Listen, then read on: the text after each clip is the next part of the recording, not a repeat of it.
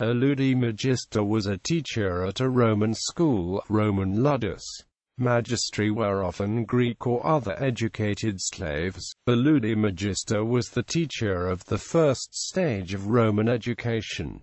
A Ludi Magister would have a class of around 30 students. Students would go to a Ludi Magister at the age of 7 and leave at the age of 11.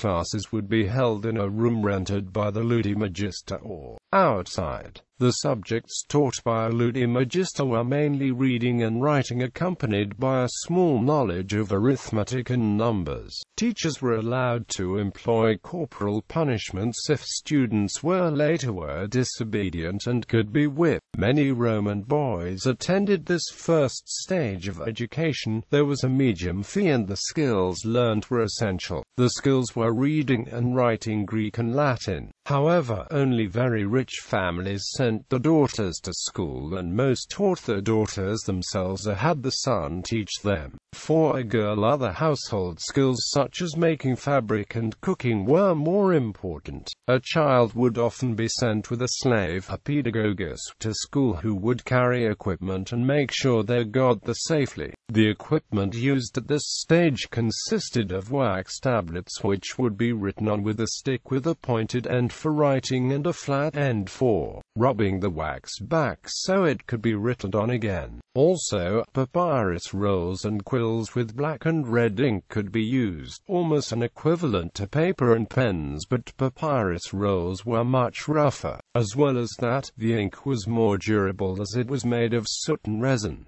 This was thinned by adding water to the thick substance. Some of the more durable and costly inks have been known to survive years buried under the ground. The second stage of Roman education was study under a grammaticus, and the third and final stage, only undertaken by young men from wealthy backgrounds, was instruction from a rhetor. The ancient Romans did not have universities, but they did have extra schooling taken by only the wealthiest families.